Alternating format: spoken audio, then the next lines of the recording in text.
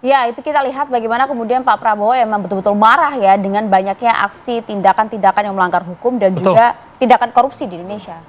Ini kita lihat tadi uangnya yang diberikan juga nilainya fantastis ya. 6,6 triliun yang diberikan kepada negara ini merupakan penindakan begitu. Nanti kita akan bahas lebih dalam sebenarnya ini penindakannya daerah mana saja, sudah berapa lama begitu ya, bersama dengan narasumber yang sudah hadir bersama kami di studio. Ada Barita Simanjuntak, Jubir Satgas PKH. Assalamualaikum, selamat pagi. Selamat pagi. Waalaikumsalam, selamat Bang, pagi Reza, terima kasih. Maria, selamat pagi. Iya, hadir juga bersama kami Bang Saur Siagian, pegiat anti korupsi. Bang Saur, Assalamualaikum, selamat pagi Bang. Pagi, Mas Reza, Mbak Maria. Hadir juga melalui sambungan Zoom bersama kami Mukri Friyatna, aktivis lingkungan hidup. Assalamualaikum, selamat pagi. Mas Bukri, selamat pagi. Assalamualaikum. Selamat pagi, Assalamualaikum, salam lestari. Oke, nah kita langsung mau ke Bang Barita. Pak Barita, kalau kita lihat nih total ada 6,6 triliun. Kita mau ingin tahu detailnya apakah betul-betul 6,6 triliun yang diamankan oleh Satgas PKH ini memang berasal dari pelanggaran para perusahaan yang menyebabkan bencana di Sumatera hingga Aceh.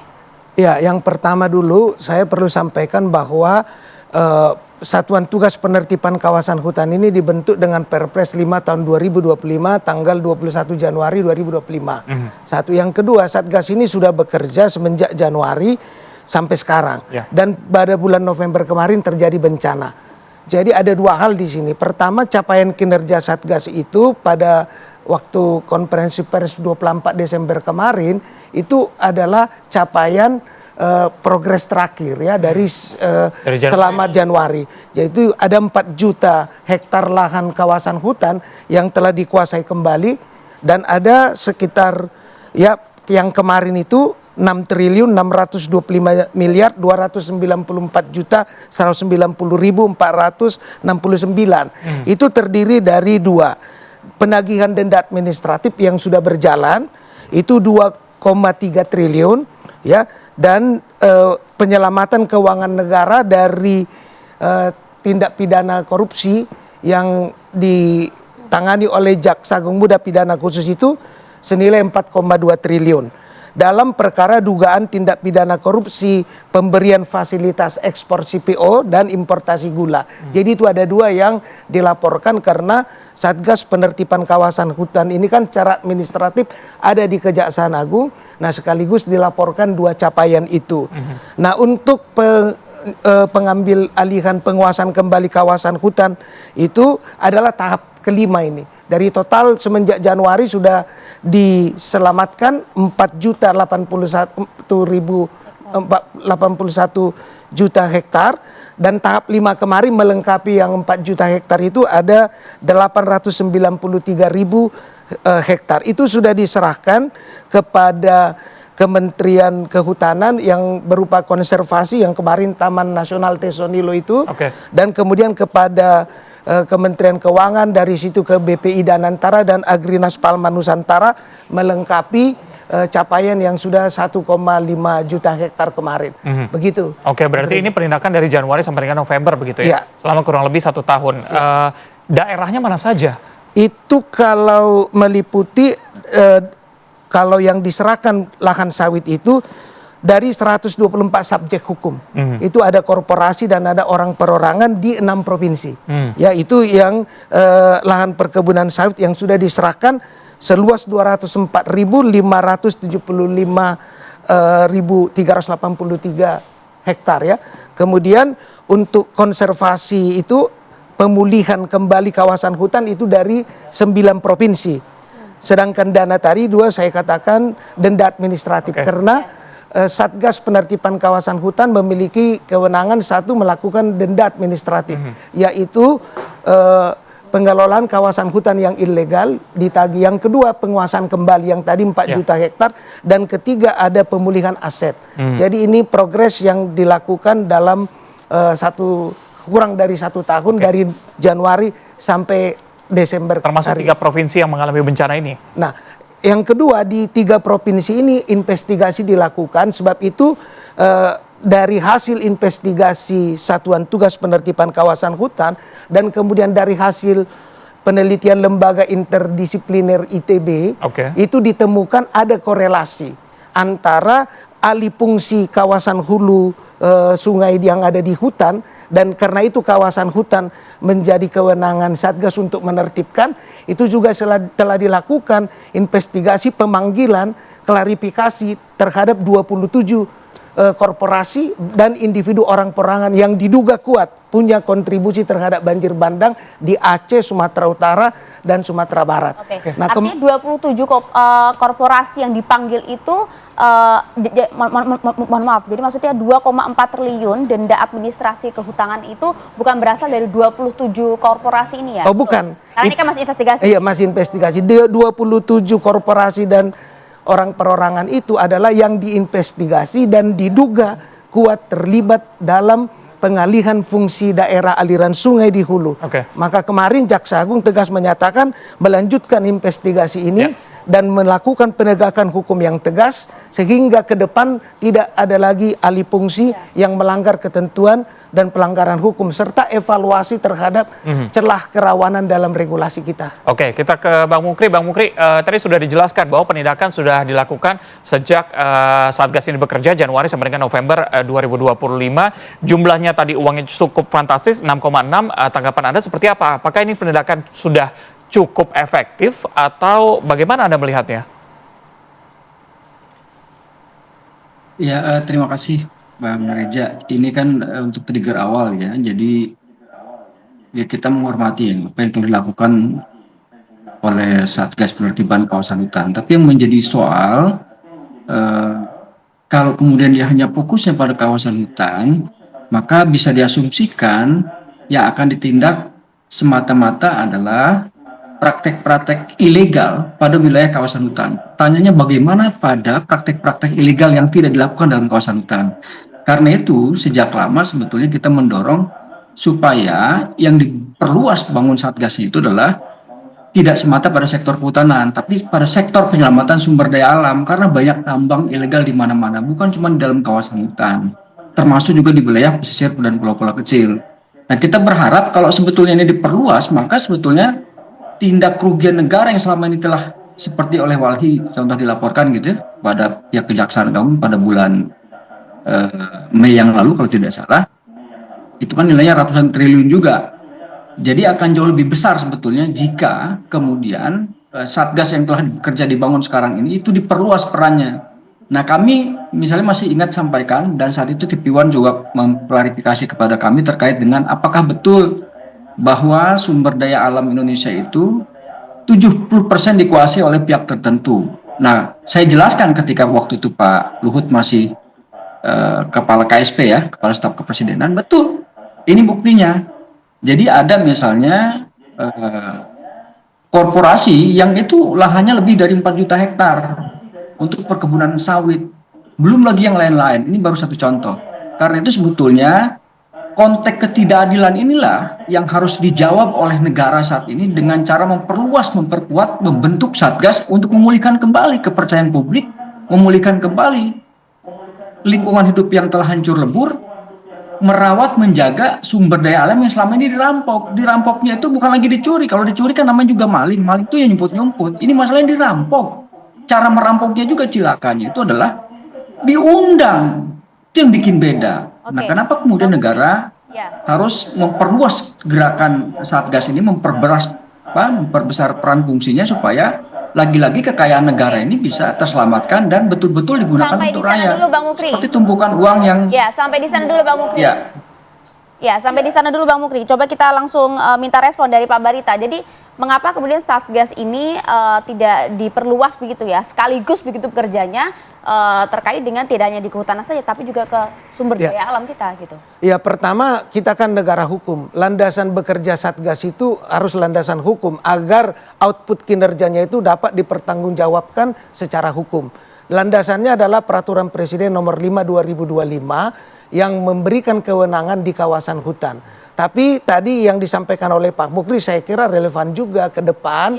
Mungkin ada masukan untuk memperluas tugas-tugas itu atau mencakup, mengcover peristiwa di luar kawasan hutan. Yang kedua, karena Satgas bekerja berdasarkan regulasi dan tidak berhenti saja, misalnya seperti kemarin ada di kawasan hutan di Kepulauan Mentawai pembalakan liar. Tapi hasil output dari kejahatan itu sudah digeser ke Jawa Timur. Maka Satgas juga bekerja sampai ke Jawa Timur untuk memproses penegakan hukumnya. Karena di dalam Satgas ini ada 12 kementerian sektoral, ada lingkungan hidup, ada kehutanan, dan ada juga di sana Kepolisian Republik Indonesia, ada Kejaksaan, ada BPKP, sehingga sinergisitas koordinasi untuk melanjutkan proses hukum yang diperlukan itu bisa dilakukan secara efektif dan cepat. Terbukti dengan kemarin yang kasus pembalakan liar itu. Jadi kerjanya dasarnya regulasi, peraturan dan ketentuan. Itu yang menjadi prinsip dari kerja-kerja Satgas, Mbak. Oke. Bang Saur, ini Ya. nilainya cukup fantastis, 6,6 begitu ya. Termasuk di dalamnya ada denda administratif di Iya. sana. Kalau dari pengamatan Anda, apakah denda ini sudah cukup membuat efek jera untuk mencegah tindak korupsi terjadi di sana? Ini pertanyaan penting dari Reza. Kita apresiasi kinerja daripada kejaksaan tentu dengan satgasnya Ya. kan. Sekaligus merinding juga kita melihat uang. Sepertinya negara ini sudah negara apa ya? Sudah negara rampok gitu ya. Jujur aja ya. Tadi ini hanya katakanlah kawasan hutan. Kalau kita lihat pidatonya Pak Jaksa Agung tahun 2026 potensinya 100 triliun. betul. Ya. Iya. Itu baru hutan. Maksud saya gini Reja, pertanyaan Reja. Nah barangkali begini, para perampok uang negara ini bisa ngitung-ngitung kayak main-main kita punya pelaksanaan penerapan hukumnya. Dugaan saya ini kan di dalam pasal 2 ayat 2 dalam undang-undang tipikor kita kan bahwa juga orang atau koruptor itu bisa dihukum mati. Nah kalau sampai katakanlah kata Pak Jaksa Agung kemungkinan alam ini katakanlah banjir dan lain-lain juga karena pemalakan, artinya ini kan kita dalam keadaan bencana alam ini. Nah di situ dijelaskan adalah kalau dalam keadaan tertentu dijelaskan kalau sampai juga dalam keadaan bencana alam ada korupsi itu juga bisa dihukuman mati. Jadi maksud saya juga harus maksimal Hukuman yang akan diberikan. yang diberikan. Kedua juga menurut saya keteladanan. Saya apresiasi betul nih Jaksa Agung. Karena mungkin kita tidak punya role model, tidak punya keteladanan, karena mungkin katakanlah dalam OTT terakhir misalnya, yang dilakukan oleh KPK, ternyata juga terlibat juga itu jaksa-jaksa yang di Banten, kemudian di Bekasi dan di Kalimantan. Nah dugaan saya jadi ada keteladanan dari aparat penegak hukum, sebab 6,6 triliun ini, apakah nggak diembat misalnya nanti dengan anak buah atau dan lain-lain, itu pertanyaan publik Nah, loh. ada potensi ke sana. Loh, kan itu yang kita bilang. Ketika Jaksa Agung sudah teriak-teriak, kalau Anda berani, saya akan sikat. Tetapi buktinya, ada Kajari, bekas Kajari Jakarta Barat, tuh Pak Barita udah kita teriak-teriak. Hanya etik gitu loh. Nah kemarin itu kita juga diminta supaya mereka menangani. Malah menurut saya, 3 jaksa ini serahkan kepada KPK, supaya publik juga percaya gitu loh, keseriusan dari para penegak hukum ini tidak setengah-setengah, sehingga tidak lagi kita dengar 100 triliun nanti tahun depan, atau seperti Mas Mukri bilang SDA berapa. Jadi jangan-jangan negara ini hanya negara untuk dibancak atau dirampok. Nah oleh karena itu Pak Rija, pertanyaannya harus tegas. Saya kira sudah saatnya hukuman sekeras-kerasnya dan juga keteladanan daripada penegak hukum. Hukuman mati, Bang. Iya, menurut saya sudah. Kalau tidak, ya coba Cina kan, tahun 98 itu saya berkali-kali bilang, pendapatan kita itu masih sama dengan mereka. Tahun 98. Sekarang kita sudah 1:4. Mereka itu sudah negara maju. Karena apa? Pemerintahnya tegas untuk melakukan penegakan hukum. Koruptor sekian langsung dihukum mati gitu loh. Jadi kita betul-betul menyelamatkan 287 rakyat Indonesia karena memang hukumnya masih ada. Ya, bagaimana kemudian kita bisa serius ya untuk kemudian memberantas hal ini, tidak hanya kemudian pada sampai di sini saja di penindakan bencana yang terjadi di Aceh hingga Sumatera saja, tapi potensi ke depan hingga 100 triliun itu seperti apa? Kita mau fakta realnya Pak Barita sesaat lagi ya. Kami jeda dulu. Dialognya saya menuju ke Bang Mukri. Bang Mukri, ini kan sudah ada total denda administratif 2,3 triliun dari 20 perusahaan sawit dan juga 1 perusahaan tambang. Ini menurut Anda datanya cukup atau tidak mengenai denda administratif tadi dengan data di lapangan terhadap kerusakan lingkungan yang terjadi? Ya, ini kan baru dari 3 perusahaan jatuhnya ya. Jadi buat kita melihat itu sebuah prestasi yang cukup baik. Tapi kalau misalnya kita mau telisik jauh lebih dalam lagi, misalnya kita bisa lihat angka atau data jumlah pertambangan disebut ilegal itu berdasarkan Korsub ya, Koordinasi Supervisi KPK di tahun 2015 sampai dengan tahun 2020, itu lebih dari 2.000 kawasan pertambangan yang disebut ilegal atau belum clean and clear. Nah, tahun 2025 yang sekarang juga ditemukan masih ada 1.000-an lagi, di atas 1.000-an pertambangan dikategorikan ilegal. Artinya kalau kemudian negara mau jauh lebih kuat melakukan tindakan, mengambil keputusan yang tepat, maka bukan hal yang mustahil keuangan negara akan mendapatkan jauh lebih besar dari apa yang sekarang telah dicapai. Nah, ini kan menjadi krusial buat kita karena misalnya kalau kita bisa periksa dari 20 tahun terakhir APBN kita yang bersumber dari yang berasal dari sektor sumber daya alam itu jauh sekali nilainya, kecil, nggak sebanding dengan laju eksploitasi yang dilakukan, laju kerusakan, termasuk juga konflik, bahkan muara terakhirnya adalah bencana. Sehingga wajar kalau kemudian tiap tahun nanti, sekarang tahun 2026 juga defisit kita APBN kita di atas 400 triliun. Kenapa? Karena ya banyak sekali pertambangan khususnya ya ilegal itu kemudian tidak disegera ditangani. Masa iya tahun 2015 telah disebutkan oleh KPK ada sekian ribu kawasan pertambangan yang belum clean and clear atau dengan kata lainnya ilegal. Kalau tambang seperti pernah saya sebutkan 0,5 hektar mungkin nggak kelihatan wajar. Sekarang kan ada banyak citra satelit yang gampang untuk diverifikasi minimal menjadi informasi dasar. Nah, kita berharap ke depan, kenapa lagi-lagi penting untuk diperluas atau dibangun institusi baru yang bernama Satgas Sumber Daya Alam itu, kepentingannya adalah satu, untuk memastikan keselamatan sumber daya alam kita yang sudah dirampok, dijarah berpuluh-puluh tahun, yang hasilnya juga nggak sepadan dengan apa yang kita terima. Buktinya apa? Indikatornya adalah melalui APBN. Yang kedua, ternyata penguasa-penguasa ini, contoh misalnya di sektor perkebunan sawit, kan itu kebanyakan orang Singapura yang juga nggak ada kontribusinya terhadap pemerintah daerah, itu nggak lebih dari upah kuli buruh dodos gitu ya. Selebihnya adalah ke pemerintah pusat. Jadi wajar kalau kemudian daerah juga mengeluh tidak punya pendapatan.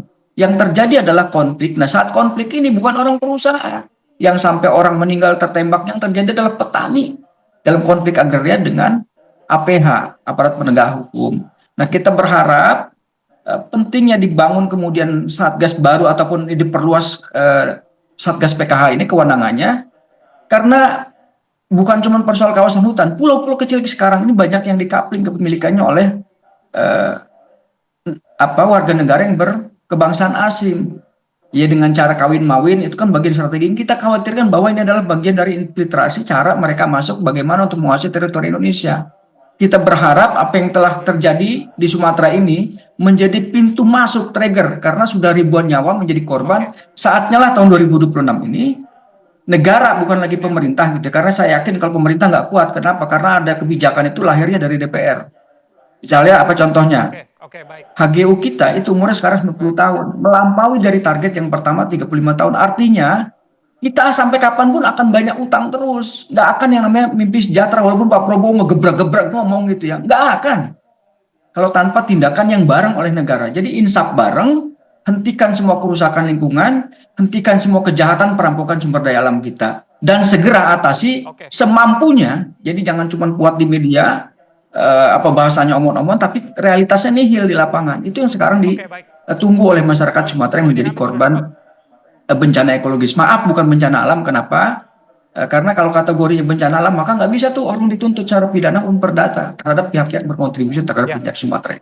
Oke, baik. Bang Barita gimana tanggapannya? Ya, saya kira tadi positif ya untuk mengedepankan tugas-tugas penertiban ya ke depan. Itu adalah satu, saya kira, harapan masyarakat.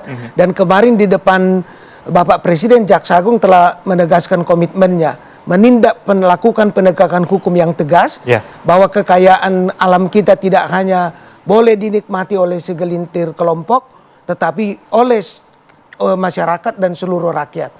Tadi menarik juga yang disampaikan Bung Saur, saya kira perlu saya sampaikan bahwa saat begitu kejadian yang OTT kemarin itu, Jaksa Agung langsung memerintahkan penertiban dan semua yang diduga terkait dengan peristiwa itu sudah diserahkan. Ya, tidak lama semenjak proses itu berjalan di Komisi Pemberantasan Korupsi. Langsung dipecat ya Pak ya? Langsung diserahkan ke proses hukum. Kalau pemecatan kan ada dulu proses Ini hukumnya. nonaktif Pak. dulu ya, Iya, nonaktif. dinonaktif, tapi sudah dicopot semua dan sudah diganti yang baru. Nah, karena itu maka kita ke depan juga mengharapkan agar penegakan hukum itu tidak hanya konsisten tetapi bisa tegas. Apalagi dalam kaitan tugas Satuan Penertiban Kawasan Hutan ini. Nah, ke depan tahun 2026 tentu ada target 106 triliun. Ya, itu sudah dihitung. Termasuk tadi ya soal penanganan bencana penegakan hukum kepada korporasi yang diduga terlibat dalam bencana banjir kemarin. Nah, kita harapkan itu bisa secara bersinergi ya dilakukan denda administratif ya kemudian evaluasi terhadap regulasi perizinan bagi yang legal, yang ilegal dipertanggungjawabkan secara hukum dan proses penegakan hukum itu berjalan. Termasuk yang tidak kalah pentingnya evaluasi terhadap regulasi kita. Karena regulasi di sektoral ini agar tidak digunakan menjadi celah kerawanan oleh para korporasi dan individu orang perorangan yang demi kepentingan bisnis sering menggunakan celah itu. Itu sudah dikaji dan kedepannya tata kelola kawasan hutan kita dilakukan untuk rakyat untuk kepentingan pasal 33 Undang-Undang 1945. Oke, Bang Saur terakhir, ini kan tadi Bang Mukri bilang bahwa memang datanya cukup banyak yang ternyata ilegal begitu. Bagaimana memastikan bahwa tambang-tambang ilegal, perusahaan ilegal ini tidak bermain begitu supaya target tadi yang sudah diberikan tahun 2026 bisa segera tercapai? Presiden bilang, saya akan mati bersama dengan rakyat. Bagaimana gerahnya soal korupsi ini. Reja, apa pesannya? Kalau sampai Satgas siapapun bermain-main, dugaan saya, taruhannya adalah negara. Nah, oleh karena itu, karena Presiden pernah menulis buku Indonesia Paradoks, kalau korupsi ini nggak bisa diselesaikan, Reja, bukan tidak mungkin kata Prabowo itu tahun 2030 kita bubar. Ini menurut saya urgensinya yang dilakukan oleh Pak Presiden. Nah, dugaan saya, pidato pertama tentu kepada diri sendiri, betul nggak Pak Reza? Kepada diri sendiri. Tetapi juga para pembantu-pembantunya ini yang sering gitu loh. Para penegak hukum ini juga bermain juga kepada pengusaha-pengusaha hitam, cukong, dan lain-lain. Karena apa? Begitu dikasih uang, bukan mereka malah menindak. Sama dengan 3 tadi, dalam konteks OTT itu ada para penegak hukum, jaksa, hakim, dan lain-lain. Ini problem kita, Reza. Nah, kepala negara sebagai kepala pemerintahan sekaligus panglima hukum sudah memberikan aware, sudah memberikan warning kepada kita. Tapi kalau kita masih main-main, dugaan saya itu yang saya bilang, harus hukuman maksimal dan juga keteladanan. Kalau tidak, Presiden akan jadi tontonan, tepuk tangan, bagus, bagus. Tetapi mungkin mereka bermain di belakang. Kita beruntung hari ini ada Pak Barita sebagai juru bicara bahwa keseriusannya ini. Tapi pesan publik, ya, yang sering adalah para penegak hukum ini kong kali kong dengan pengusaha hitam itu sehingga inilah yang terjadi seperti yang Pak Mukri, SDA kita kemudian diumbat sementara setoran kepada negara tidak ada. Apakah kita pertaruhkan 240 juta rakyat Indonesia? Betul, kita sama-sama bantu dan juga awasi ya bagaimana kerja dari Satgas supaya penindakan hukumnya segera terjadi dan apa yang sudah terjadi bencana ekologis tadi dikatakan tidak kembali terulang di tahun depan ya. Terima kasih Bapak-bapak sudah bergabung bersama kami pagi ini.